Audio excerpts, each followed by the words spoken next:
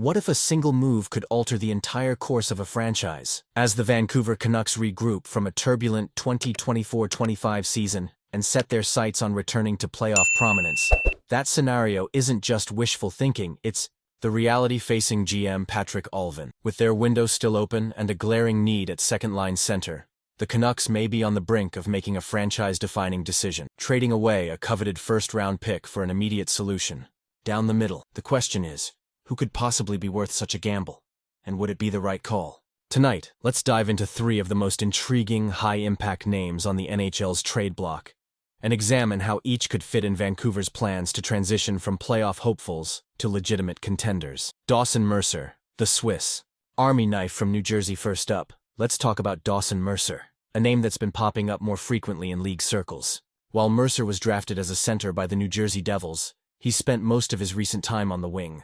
Still, his toolkit is precisely what makes him such a compelling and somewhat mysterious trade option. Mercer's known for his defensive instincts and penalty-killing ability. He's the kind of guy coaches trust in key situations, safe, reliable, and willing to make the small plays that don't always show up on the score sheet. But that also leads to the big debate. Is he enough of an offensive presence to headline a trade involving a first-round pick? According to Devils GM Tom Fitzgerald, New Jersey's roster overhaul is on the horizon. The same group won't be coming back next season. Given that context, Mercer, along with other assets and perhaps even high-end defensemen like Simon Nemec or star blue liners such as Quinn Hughes, if it morphs into a blockbuster, multiplayer swap, could be available as the Devils retool for another run. The catch? His $4 million cap hit might look a touch high given Mercer's current output, but at just 23, there's runway for a breakout if the right environment is provided. The Devils may see him as part of a larger package, and Vancouver could pounce if they're targeting not just stability, but the kind of player who could grow into a true middle six anchor. For the Canucks, the case for Mercer hinges on vision. Are they happy with a steady hand, or do they need a game changer? This is the type of deal that might require real creativity, and possibly other pieces beyond a first-round pick being involved. Trevor Zegress, Anaheim's playmaking wildcard switch. Gears to a name with more sizzle, Trevor Zegress. If you've watched any NHL highlight reels, you've undoubtedly seen Zegress's jaw-dropping skill and creativity. But behind the flash, there's an undercurrent of uncertainty, especially with the Anaheim Ducks' leadership in flux and veteran coach Joel Quenneville expected to have a big say in team building. Zegress, still just 24, is a tantalizing talent, a high-octane playmaker with the ability to elevate his linemates and energize a crowd. But last season was rocky. Plagued by injuries, he managed just 32 points in 57 games, raising questions in Anaheim about whether he's a core building block or a prime trade. The Ducks have an abundance of young centers coming up, and as their focus shifts toward players committed for the long haul, Zegress could become expendable for the right price. His $5.75 million salary is fairly significant, but not prohibitive with the rising salary cap and the Canucks' newly cleared space from Brock Boeser's departure. Analytically, Zegress's underlying numbers show promise even through adversity. His zone entries, creative puck touches, and offensive reads are elite even when the box score lags behind. For Vancouver, he'd bring top-6 offensive punch and, crucially, youth that fits well with the team's developing. Would Anaheim be open to retaining some salary or sweetening the pot to make something?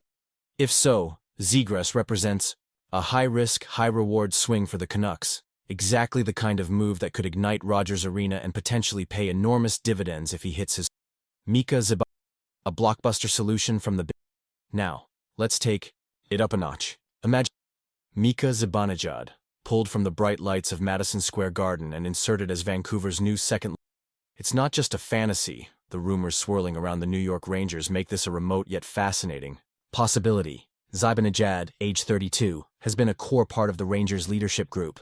But after a frustrating season, posting just 62 points, his lowest full-year total since 2017-18, there's mounting speculation that New York could be eyeing major changes under new head coach Mika. Zibanejad himself has a no-move clause and has publicly stated his attachment. But in professional hockey, allegiances can shift rapidly in the face of a franchise. What's fueling? The Rangers missed the playoffs and may want to shake up their leadership dynamic and inject fresh energy into the room. Mike Sullivan, as a new voice, could push for a lineup, and Zibanejad's contract, though hefty, might become palatable for a center-hungry team with cap. For Vancouver, Landing Zibanejad would be a bold gambit, signaling a win-now mentality, but also betting on a veteran. Maybe a trade for Zibanejad is a long shot, but it's especially if the Canucks are willing to package a premium first-round pick, prospects, or even explore creative cap gymnastics with the Rangers. The implications? Zibanejad's pedigree as a big-game player could steady Vancouver's lineup, bring invaluable playoff experience, and perhaps most importantly, deliver leadership through adversity, a quality sorely needed after a disappointing last campaign. For the Canucks, the big decision, weighing cost, upside. So which option should Vancouver pursue if they're ready to cash in their first-rounder? Do you go with the reliable all-situation defender in Dawson Mercer, gamble on the dynamic youthful magic of Trevor Zegress, or put chips on a veteran comeback with Mika Zibanejad? Each target promises a very different identity for the Canucks' second line and unlocks unique.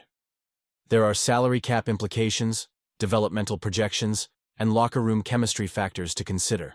And in a league where the margin between an early summer and a long playoff run can come down to a single game-changing move at center ice, every detail. Whatever GM Patrick Allvin chooses, it will send. Vancouver is either willing to put all their chips on the table this summer, or content to wait for free agency, saving their asset. Now it's your turn. Should the Canucks roll the dice on a blockbuster center acquisition, or hold tight to their draft assets for the long-term build? Which of Mercer, Zegress, or Zibanejad do you think makes Vancouver most dangerous next season? And what would you be up? Let's make this the most passionate debate in Canucks Nation. Drop your trade proposals, favorite targets, and predictions.